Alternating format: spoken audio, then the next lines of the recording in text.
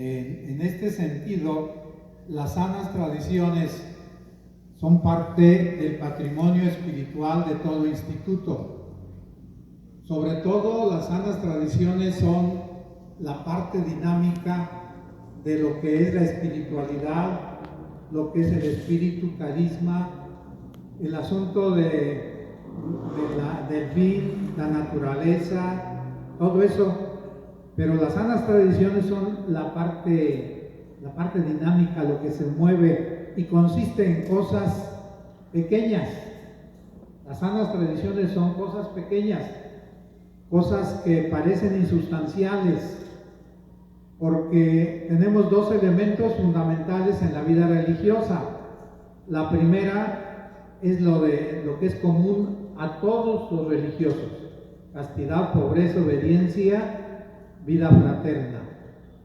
Y las sanas tradiciones nos distinguen cositas y cosas que nosotros tenemos y que otros institutos no tienen. ¿Y qué es lo que nos identifica? La vida religiosa, todos, la vida religiosa, como sean los institutos, tenemos que asumir parte de estas cosas, de la naturaleza, en fin, cada quien lo tiene, pero lo común, los 3 votos y la vida fraterna. Ya después, lo que nos distingue. Por eso a veces creemos, eso no es importante para la vida religiosa. Creemos que las cosas no son necesarias. Por ejemplo, faltar a la castidad o a la pobreza o a la obediencia o a la vida fraterna, pues ahí sí le ponen hasta castigo, hasta llamada de atención y eso. Pero las cosas sencillas, como son las sanas tradiciones, que no guardes esto que tienes, por ejemplo, aquí nomás a donde se pare la vista, dice sana tradición, trabajo manual, personal y comunitario. Eso incluso está en nuestras constituciones. Para la seguridad de estas sanas tradiciones, lo mejor es que estén en las constituciones, para darles firmeza y seguridad. Pero si uno no va a trabajar, o una hermana no va a trabajar, o no tiene trabajo comunitario, pues no es religiosa. Sí es religiosa, pero no es de esta congregación. Por ejemplo, nosotros tenemos las penitencias cuaresmales de Adviento, los viernes de todo el año, la cama sin colchón, bueno, ya está ahí. No fumar, no bebidas embriagantes. Si lo hacemos, sí somos religiosos, pero no de la Sagrada Familia. Eso es lo que nos identifica. Y esto es bien fuerte, aunque parezca una sencillez, aunque parezca algo así que no es tan importante, es demasiado importante. Porque sí eres religioso, pero no de la Sagrada Familia. Porque en el pensamiento del Padre Ochoa está bien clarito que no teníamos que beber bebidas embriagantes.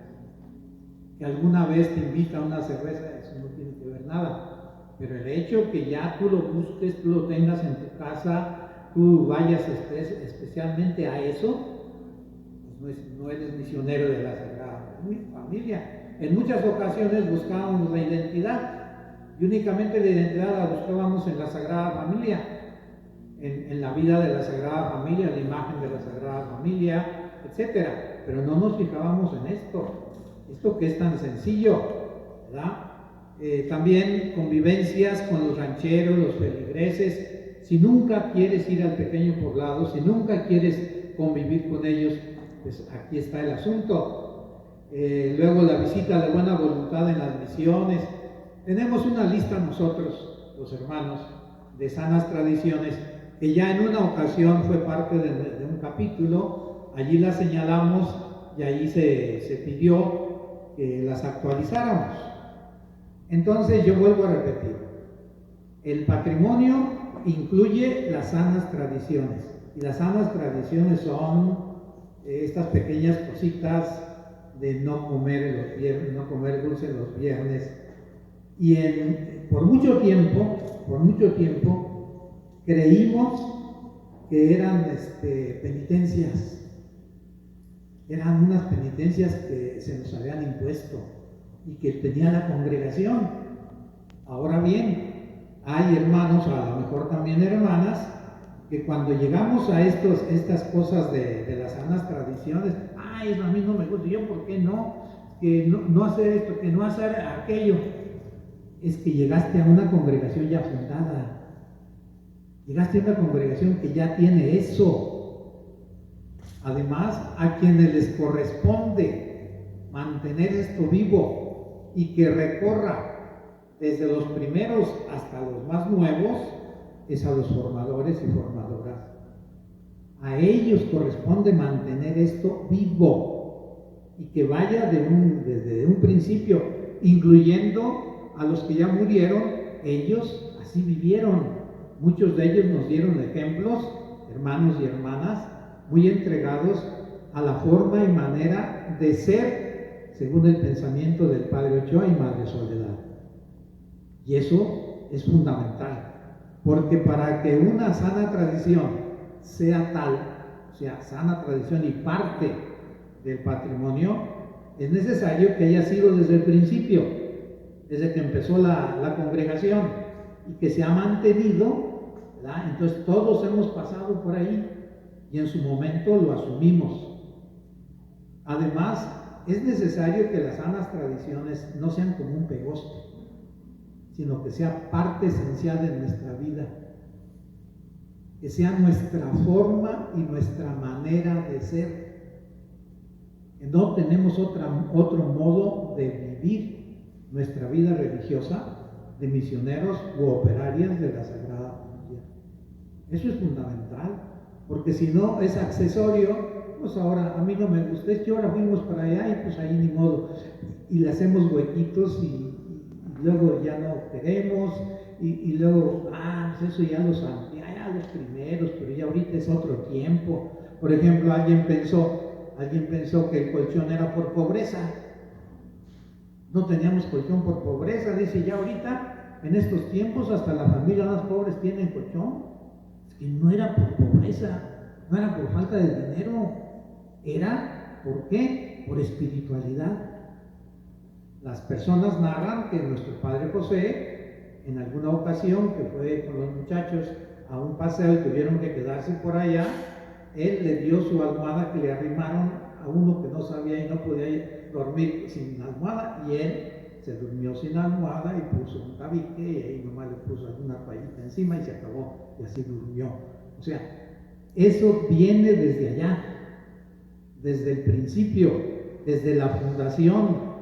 Entonces no era asunto de pobreza, era asunto de espiritualidad. Y todas las cosas que aparecen en nuestras sanas tradiciones no son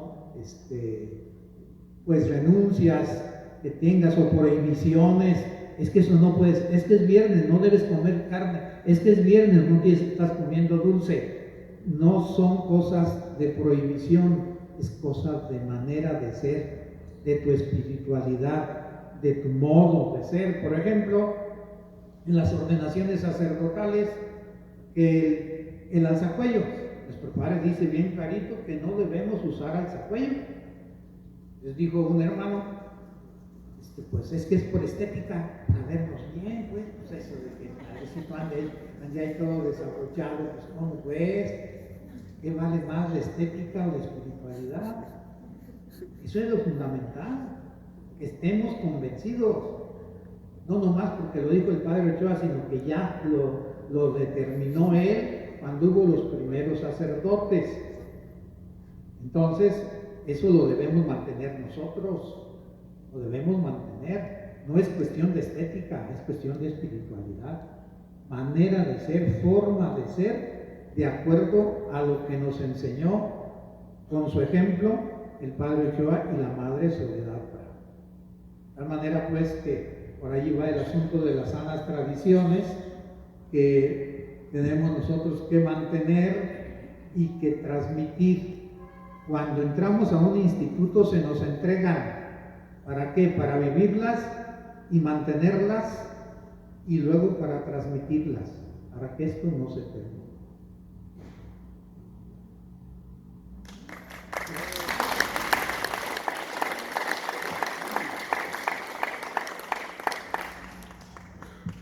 Seguimos con la hermana Cecilia Ayala Ochoa.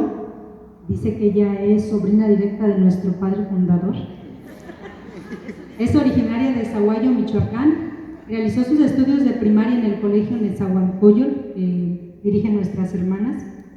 La secundaria con las hermanas del Sagrado Corazón. Sus estudios superiores en la Universidad de La Salle. Y el tema que nos presenta es el impacto social de la vivencia del carisma en los pequeños poblados. Adelante, María. Bueno, si son 15 está bien, y si es menos también, ¿verdad? Mejor. Muy bien, va. El impacto social de la vivencia de nuestro carisma en los pequeños poblados. El impacto, yo creo que es al estilo de Dios. Así es, no de acuerdo al mundo. Y de la vivencia del carisma, no nada más en donde estamos, en los pequeños poblados, sino en donde nos encontremos cada uno de nosotros. Y a manera de introducción, recordemos que todo carisma es cristocéntrico. Entonces, en nosotros tiene su inicio en el nacimiento de Jesucristo, en la encarnación, y su culmen en el nacimiento. Y de esta familia de Jesús, María y José, humana y divina, nace nuestra espiritualidad demasiado rica en valores que a fuerza de practicarlos se convierten en virtudes en nosotras, esos valores. Y aquí viene nuestra espiritualidad, que si nosotros nos disponemos a vivirla en armonía con Dios, con la naturaleza, con nosotros mismos, con el prójimo, pues con esto vamos sin quererlo, sin proponérnoslo, impactando, siendo fermento en la masa, dando vida, dando luz. Como conclusión de esta pequeña introducción, si practicamos testimoniando esta riqueza espiritual, entonces vamos a estar impactando en la sociedad. No nosotros, sino Dios en cada uno de nosotros. Y la realidad que estamos viviendo, nuestra realidad, pues conocidísima por todos nosotros, no sé acá con mis hermanos, pero acá con mis hermanas, escuchamos entre nosotras y decimos, ya no somos significativos. Y entonces si pensamos y hablamos así, pues no estamos impactando con el carisma. Somos pocos, nos estamos extinguiendo, no tenemos vocaciones, por lo menos en la abundancia. Hemos dicho, nos hemos alejado del objetivo principal, el ser de Dios. Nos cuestionamos y reflexionamos qué nos falta y hacemos mesas de estudio y reflexiones. Sí sabemos qué nos falta, solamente no hemos encontrado el cómo, para ser más de Dios, más familia y más pobres para los pobres. A veces trabajamos más bien de manera individual, no compartimos, no nos unimos, no unimos esfuerzos, habilidades, valores, trabajamos más bien de forma egoísta. Siempre estamos ocupados, quizá no en lo esencial, pero sí estamos ocupados. Y a veces preocupados. ¿De qué? Quizá más de nosotros mismos, de nuestra capacitación, talleres, cursos, reuniones, estudios, enfermedades e intereses personales. Y así el apostolado hacia afuera se queda pobre.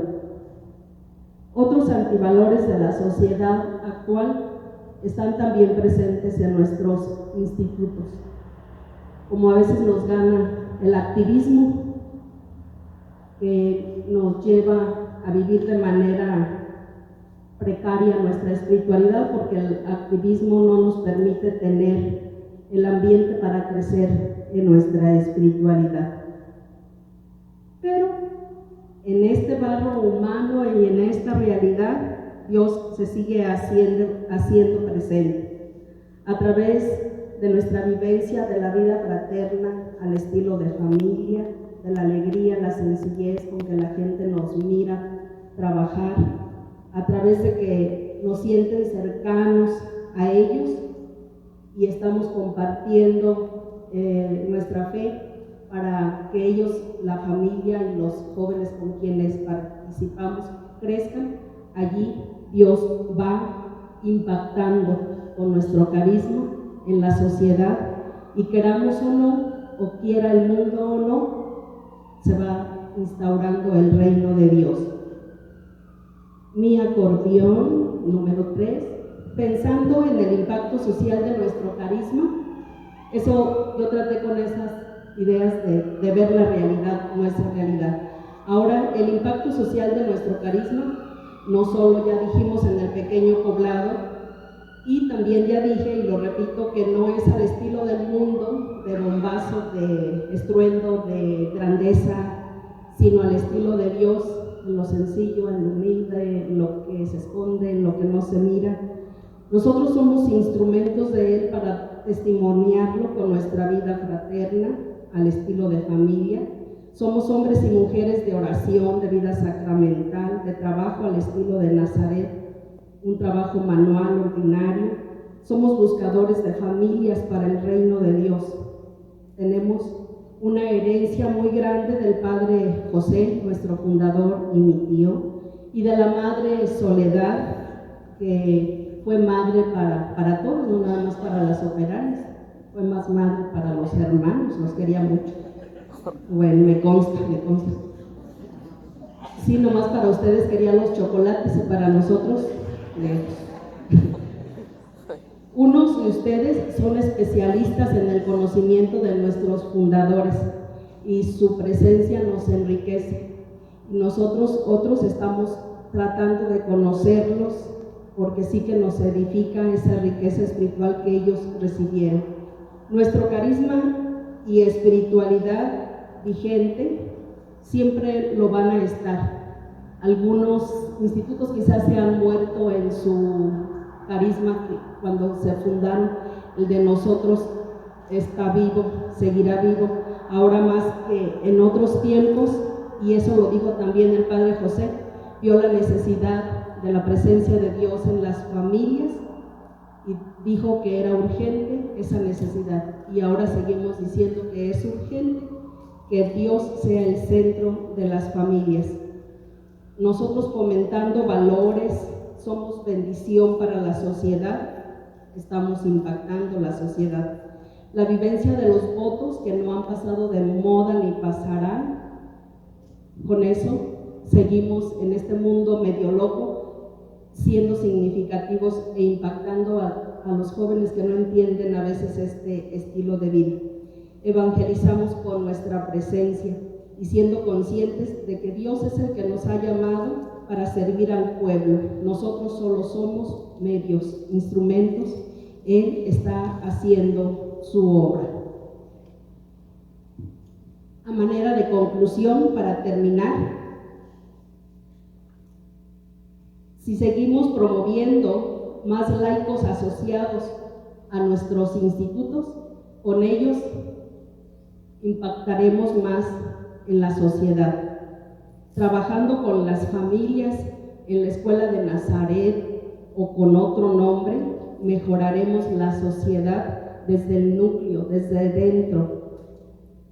Hagamos fines de semana de espiritualidad para las familias, para que conozcan, amen y vivan de acuerdo a sus modelos, a Jesús, a María y José.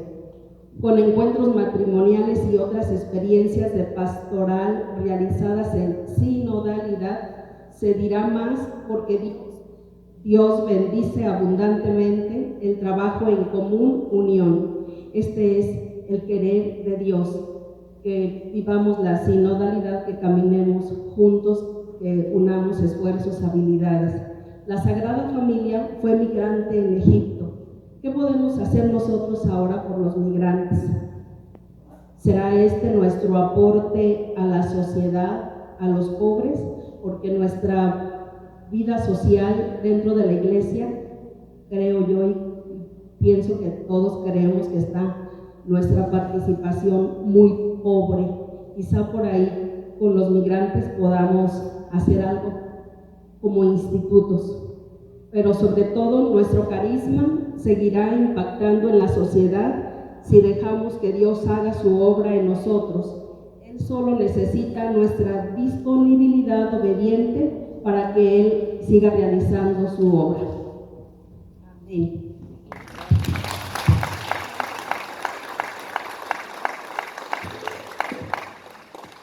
Muchas gracias. Seguimos con el padre Filiberto.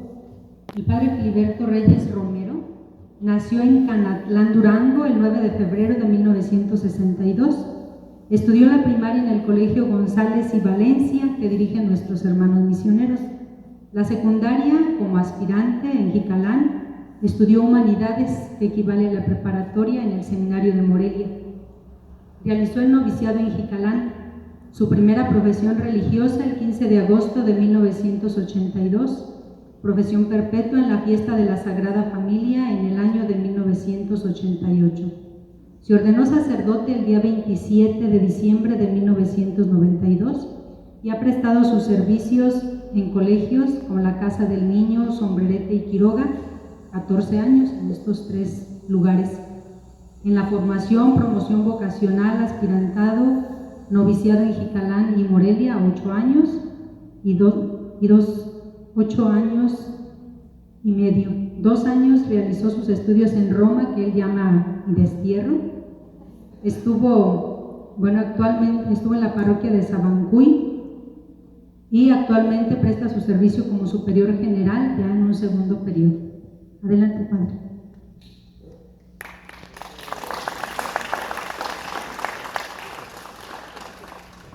El tema que él nos va a abordar es la espiritualidad de los misioneros de la Sagrada Familia a la luz de Nazaret.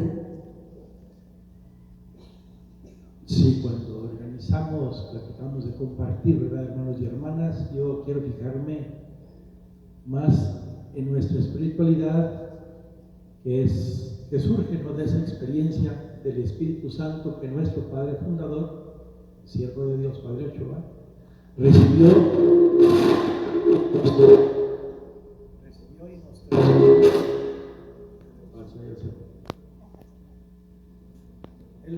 y nos transmitió para que viviéramos según esa experiencia, para que la custodiáramos, algo nos mencionaba el Padre, esto mismo, custodiarla con fidelidad, para profundizarla cada vez más y para desarrollarla en sintonía con la Iglesia.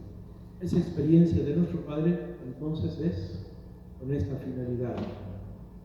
El pasado domingo, fiesta de la Transfiguración del Señor, el Evangelio nos recordó que como hijos de Dios somos llamados a irnos transfigurando en Cristo, a ir haciendo nuestros los rasgos de Cristo. Hoy en este encuentro, convivencia de hermanos, de hermanas superiores de la Sagrada Familia y misioneros de la Sagrada Familia, por un Padre Fundador común, queremos recordar lo que ya sabemos, pero que necesitamos desempolvar, necesitamos recordar, ¿verdad? Como recuerdo don Francisco, Misión Francisco nos hace esa aclaración. Recordar es traer de nuevo al corazón. Eso es lo que queremos hacer. Recordar algunos rasgos de nuestra espiritualidad a la luz de la Sagrada Familia, para que esta experiencia, que es el don que debemos custodiar, profundizar y desarrollar, pues lo podamos hacer. Yo para esto comparto el número 3 de nuestras constituciones, que textualmente dice: esta experiencia nos configura con Cristo en el misterio de su vida en Nazaret, en orden a revivir en nuestras comunidades los rasgos de la Sagrada Familia: oración, trabajo, pobreza, sencillez, relaciones interpersonales profundas, abnegación y fiel cumplimiento de la voluntad divina. Nuestro fundador nos dijo y nos sigue diciendo: vayan a Nazaret, donde están nuestros modelos, y no busquen en otras partes ejemplos que imitar. Pues quiero fijarme en este compartir en estos rasgos de la Sagrada Familia, nuestros santos patronos en Nazaret. Primero, la oración. Dice Mateo 14:23: después de despedir a la gente, subió al monte para orar. Lucas 18:1: orad siempre sin desfallecer. Los evangelios nos dan testimonio de cómo Jesús hablaba con su Padre con mucha frecuencia. Humanamente podemos afirmar que mucho de lo aprendido por Jesús fue de sus padres. Personas muy religiosas que oraban, que asistían a los actos de culto para alabar, para bendecir a Dios. Estaban ellos muy atentos a los acontecimientos, los meditaban en su corazón para relacionarnos y actuar de acuerdo al plan de Dios. Jesús nos dice: el que permanece en mí, yo en él, ese da mucho fruto. Este tema de la oración, pues lo sabemos, conocemos mucho de teoría y lo entendemos. Esta frase de invitar a permanecer unidos a Jesús para dar fruto. La constancia de la oración nos lleva a crecer en la amistad con Dios, fortalece nuestra fe, nos anima a ser generosos en el servicio y también animosos en el apostolado.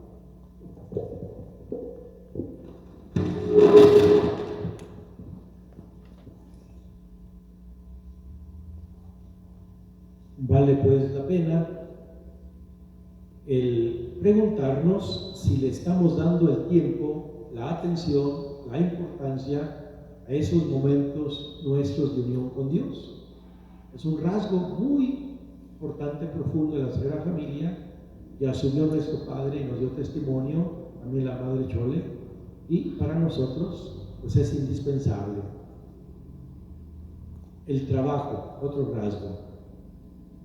En una fiesta de San José Obrero dice nuestro Padre: me refiero al trabajo material, al que encallece, al que llena de sudor la frente, al que cansa los músculos. Cosa noble y santa es el trabajo desde que Cristo lo santificó. Antes que la frente de Cristo se regara con la sangre que nos salvó, se había regado ya con el sudor del trabajo. Dice: el sudor que también nos salvó. Había una casa pobre en Nazaret, José y María, y el encanto de ellos, Jesús. ¿Qué hacían en aquella casa? Se trabajaba con amor. Porque yo algunas partes elegí algunas frases solamente de esta homilía que dijo nuestro Padre. El religioso debe trabajar, ¿por qué? Pues porque debe seguir a Cristo, porque Cristo es el modelo de la vida religiosa y debe seguir a Cristo. Los religiosos busquen el trabajo, amen el trabajo, para que este trabajo les dé el pan de cada día y también les ayude a ayudar a sus hermanos. Él nos llegó a decir, ¿verdad? Trabajar para tener lo necesario y un poco más para ayudar a los pobres. En una de sus periodiquitos, La Semillita, dice: si quieres sentir la satisfacción de un sueño reparador, entrégate en el día a las actividades del trabajo.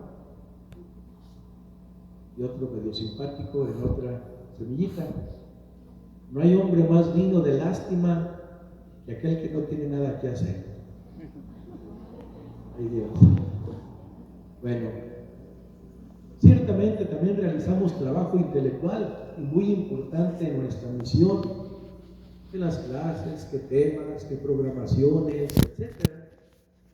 Pero al resaltar el trabajo como rasgo de nuestra espiritualidad, es por una parte para agradecer el testimonio de nuestros hermanos mayores, hermanas mayores, pues que nos lo han dado ese testimonio. Pero por otro lado también es cierto que en algunos de nosotros este rasgo se ha ido diluyendo. Las hermanas no sé. Algo vivido, ¿verdad? Pero no aquí, tan lejos. No tan lejos, hermanos de Ecuador, no tan lejos. Barrer una basura, trapear, lavar loza, lavar ropa, atender un jardín y tantos otros. A veces nos cuesta y ciertamente no lo podemos hacer todo. Necesitamos de trabajadores. Pero el trabajo manual, como rasgo de nuestra espiritualidad, debe ser parte de nuestro diario vivir, porque eso también expresa que somos operarios o misioneras de la Sagrada Familia. Es bueno que veamos, ¿verdad?, en nosotros cómo va ese rasgo. Pobreza, otro rasgo. Pues conocéis la generosidad de nuestro Señor Jesucristo, el cual siendo rico por vosotros se hizo pobre a fin de que os enriquecierais con su pobreza. Texto de 2 Corintios 8:9. Nos habla de que Jesús, el Hijo de Dios, siendo Dios, se hizo humano, se hizo como nosotros, para, como dice un Santo Padre, para divinizarnos, para hacernos hijos de Dios. Jesús también llama dichosos a los pobres de espíritu. La pobreza es ciertamente uno de los votos que asumimos en nuestra profesión religiosa. Ahora lo quiero resaltar como rasgo de la Sagrada Familia, nuestros modelos. Sabemos que la pobreza se fundamenta en la confianza plena en Dios, que es Padre providente, y en la no confianza o desapego a los bienes, sean cosas, capacidades. Una pobreza así se manifiesta en la disponibilidad para compartir generosamente los bienes que Dios nos ha concedido. Jesús, María y José pusieron todo lo que eran, todo lo que tenían en bien de los demás. Poner a disposición de los demás lo que somos y tenemos, cuidar de las cosas materiales, evitar lujos como cosas de marca, vivir con austeridad, con solo lo necesario, aceptando la dependencia y limitación en el uso y disposición de los bienes, es vivir la pobreza. En un texto de nuestro Padre dice: veo que el mundo te rodea con todos sus encantos en el vestir, en sus paseos, con sus comidas, con sus buenas casas. En el secreto de mi alma tiemblo y quisiera que viviera siempre en la humildad de esa dichosa infancia, y le pido a Dios que perpetúe el milagro de que sigas amando la pobreza. La sencillez, otro de los rasgos mencionados. Dice nuestro Padre, dice en nuestras constituciones: vivimos nuestra vida fraterna en un ambiente de sencillez y siguiendo el ejemplo de la Sagrada Familia. La sencillez es una virtud que nos pide quitar de nosotros actitudes de orgullo, de presunción y otras semejantes. Nos pide que no seamos complicados, reconocer nuestra pequeñez ante Dios y nuestra grandeza por ser hijos de Dios, de manera que nos veamos como hermanos de igual dignidad.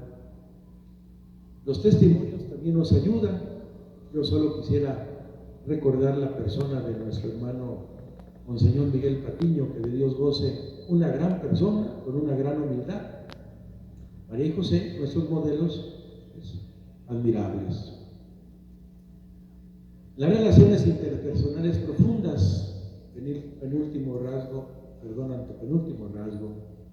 dice nuestro Padre en su testamento espiritual: les encargo mucho que vivan muy unidos en la caridad. Ámense como verdaderos hermanos, dispénsense sus faltas y ayúdense cuanto puedan. Así como Dios eligió a la Virgen María para que en ella se encarnara su Hijo, a San José para que hiciera las veces de Padre y los recibieran como regalo a los otros, a nuestros hermanos y hermanas en comunidad, no los hemos elegido nosotros para formar una familia. Es Dios quien nos regala, y así debemos ver a nuestros hermanos. A veces nos cuesta mucho trabajo verlos como un regalo. Como Jesús, María y José fomentaron y alcanzaron una comunicación y unas relaciones interpersonales admirablemente profundas, a eso somos llamados nosotros.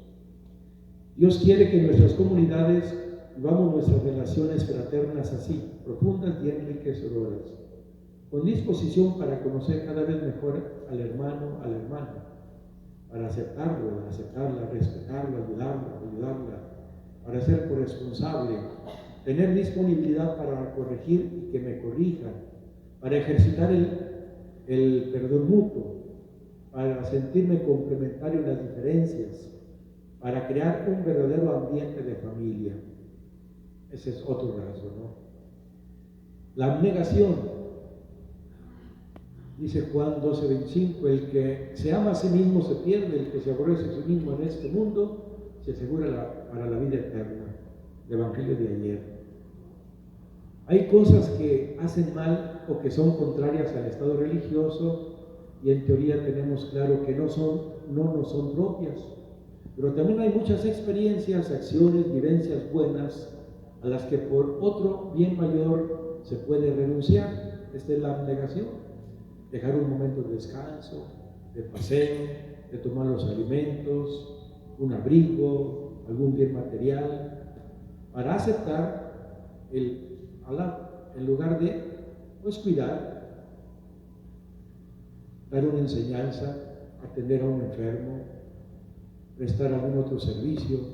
Esto es negarnos a nosotros mismos, es hacer vida en nosotros la abnegación, es la vida de la Sagrada Familia. Este rasgo fue vivido de manera admirable también por nuestro padre fundador, por la madre Chole, y ahora a nosotros toca profundizarla, conservarla y hacer la vida como rasgo nuestro.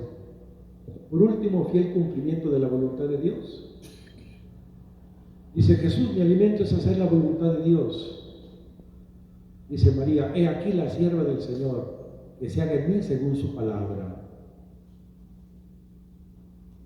Nos dice la Escritura que tan pronto como despertó José, tomó al niño y a su esposa y se puso en camino. Es la preocupación, la disponibilidad por hacer la voluntad de Dios. ¿Qué implica? Disponibilidad para escuchar, atentos a todos los signos, comprendían, meditaban y reflexionaban, y hacían la voluntad divina. Es lo que a nosotros Dios nos pide: estar atentos, reflexionar, hacer su voluntad, aún en las cosas rutinarias de la vida, como una espiritualidad que nos es propia. Amén, como dice la Madre Celestial.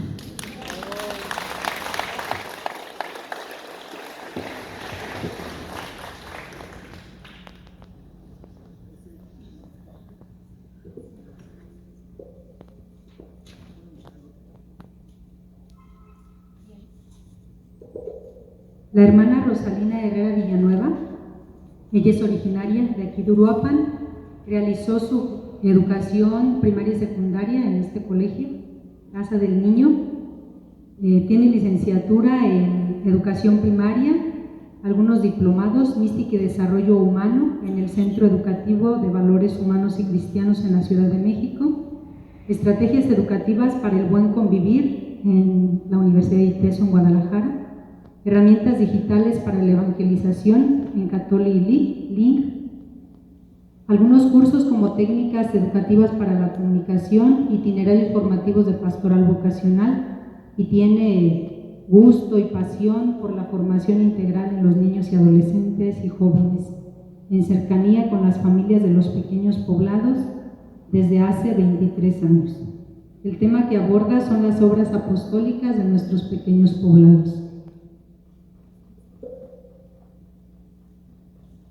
Nuestras obras de apostolado, especialmente como semilleros de vocaciones, es lo que voy a compartir un poco. Esto viene a raíz, pues creo que está muy relacionado con lo que ya nos compartían, los frutos que da, el compartir las sanas tradiciones, el compartir una espiritualidad bien formada, una experiencia de entrar en Nazaret. Pues yo les voy a compartir un poco sobre esta parte que son las vocaciones, que nos interesa mucho a todos, el ser consagrados y consagradas, el poder compartir, ahora sí, el legado, la antorcha de la vocación que Jesús nos ha regalado. Nuestra labor evangelizadora desde el testimonio, voy a comenzar desde el testimonio de Jesús de Nazaret, como una experiencia vital en nuestra vida consagrada. Lo vemos, lo contemplamos a Jesús con su pedagogía del contacto, de la mirada, de la empatía. Nuestro ser y quehacer en nuestros apostolados buscan ser esto, una prolongación de Jesús, de sus pasos, sus gestos, su amor predilecto por los pobres, su pasión por dar a conocer al Padre especialmente.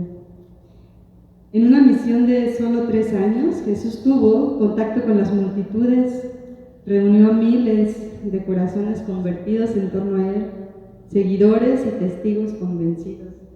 Grandes y niños lo seguían, porque salía de Él una fuerza que curaba a todos, como lo escuchamos en San Lucas, en el Evangelio.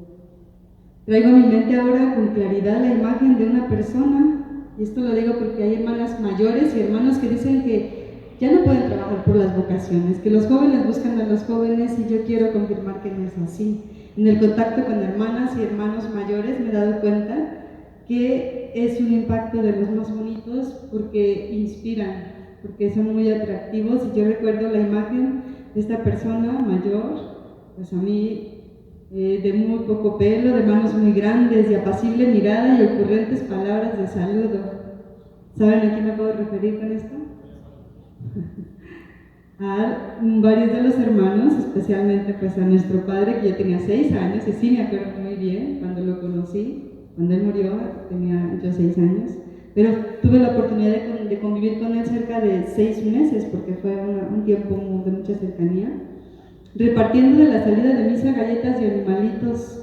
Le conozco ahora como nuestro padre fundador, el padre José Ochoa. Siendo muy pequeña, puedo decir que lo recuerdo y quiero partir de aquí porque ha sido una inspiración muy grande. Ahora que conozco sus escritos, la experiencia de las hermanas y los hermanos con los que he convivido, puedo decir que él fue un semillero de vocaciones, porque si yo les pregunto a algunos de ustedes quiénes antes de ingresar al instituto conocieron a una hermana o a un hermano, un aspirante o novicia, levanten la mano. ¿Quién conoció a alguien de las hermanas antes de ingresar? ¿Alguno? ¿Algún colegio, alguna misión popular, en el coro, en la hora santa? Muy bien, gracias. Podemos decir que somos semillas de ese testimonio, y orgullosamente puedo compartir esto, que al estar aquí, al correr por estos patios, ver al hermano Cornelio que entraba en un cuarto y salía por otro, correr para acá, correr para allá, al hermano Bulmaro, al hermano Juan, pues a los sacerdotes todos que estaban aquí, al padre Lino, que de Dios goce. Un testimonio muy bonito de alegría, de mucha cercanía, de convivir. Su apostolado fue especialmente la cercanía, la sonrisa, la conversación sencilla, y esto me refiero a nuestro padre y a las hermanas y hermanos con todos los que he convivido. Sin querer, fueron personas que forjaron también mi vocación y la de otros y otras. He escuchado también de las hermanas anécdotas, especialmente de las hermanas, que aseguran que siendo niñas y jóvenes sintieron el llamado del Señor al ver a un aspirante, un postulante, novicio, novicia, hermana o hermano, operario misionero de la Sagrada Familia, de una manera muy concreta.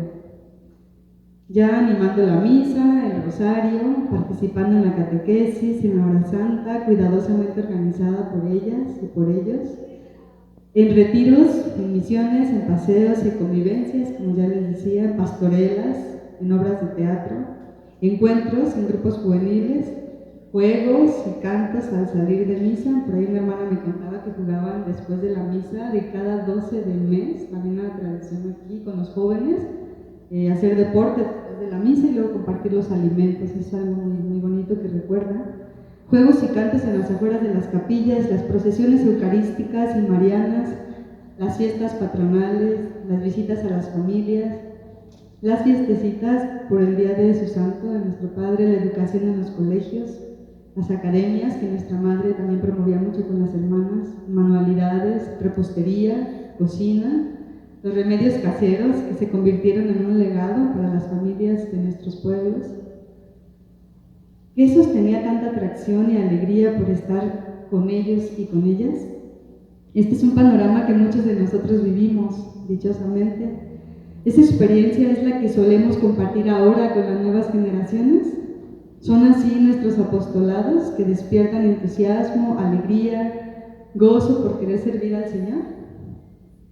Aseguro que la característica principal de tal atracción no es solo el haber sido jóvenes, sino por transmitir a Dios con gozo, con dedicación, con cariño sincero y manifiesto, por todas las personas, compartiendo la vida y lo poco o lo mucho que se tenía. Yo recuerdo la celebración del Cordero Pascual en el Cerro de Fucalán, que todavía lo hace. El compartir naranjas, el compartir dulces, galletas, todavía una fiesta con las hermanas y hermanos y nuestro Padre contento, viendo cómo todos los niños y las familias se congregaban en torno a estas actividades. Podemos decir que no se ataron especialmente a un salón de clases o a una capilla, no se dejaron cuanto recibieron para sí mismos, ya lo tienen también en sus sanas tradiciones, el compartir lo que se tiene. Sus pasos supieron llegar a todos, se dejaron conocer por la alegría y la presencia constante en actividades muy diversas que incluían a todos, a los matrimonios, a las familias, a los jóvenes, a los niños, motivadas por las festividades litúrgicas especialmente, es decir, Dios en el corazón y en la vida de todos. Podemos decir que el mejor itinerario vocacional que se ha vivido en este ambiente es el que se puede vivir en la entrega total de cada uno, el ser creativos, dinámicos en la evangelización propia de la Iglesia. Como ya decía el Padre, en una oración constante que nos lleve pues, de manera frecuente a contemplar a Jesús de Nazaret, llevando a todos al encuentro con Cristo. Y lo afirma también el Papa Francisco en uno de sus mensajes de la pastoral vocacional. La pastoral vocacional ha de colocarse en estrecha relación con la evangelización, o sea, no de manera aislada, sino en las actividades de educación en la fe, de forma que sea un verdadero itinerario que lleve al encuentro personal con Cristo, con la pastoral ordinaria, en especial con las familias. Y continúa el Papa diciendo que orar y trabajar por la fidelidad a la propia vocación, crear ambientes donde sea posible escuchar nuevamente a nuevas generaciones la llamada del Señor y nosotros renovar la nuestra. Ponernos en camino para anunciar el Evangelio de la vocación, promoverlas y provocarlas.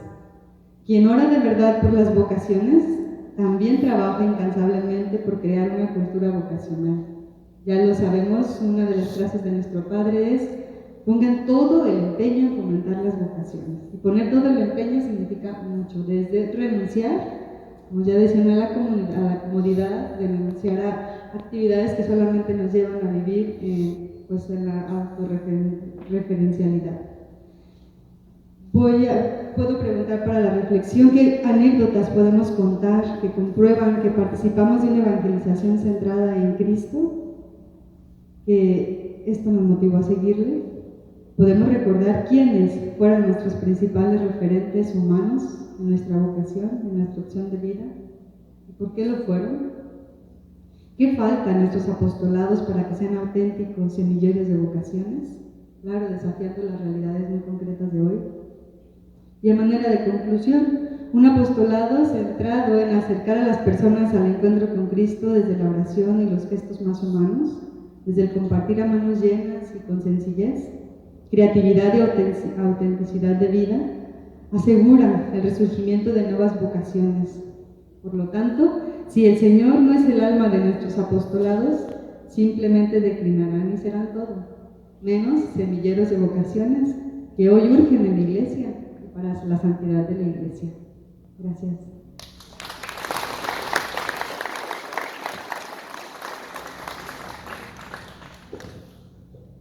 Bien, agradecemos a nuestros panelistas y enseguida nos vamos a ir a compartir por grupos.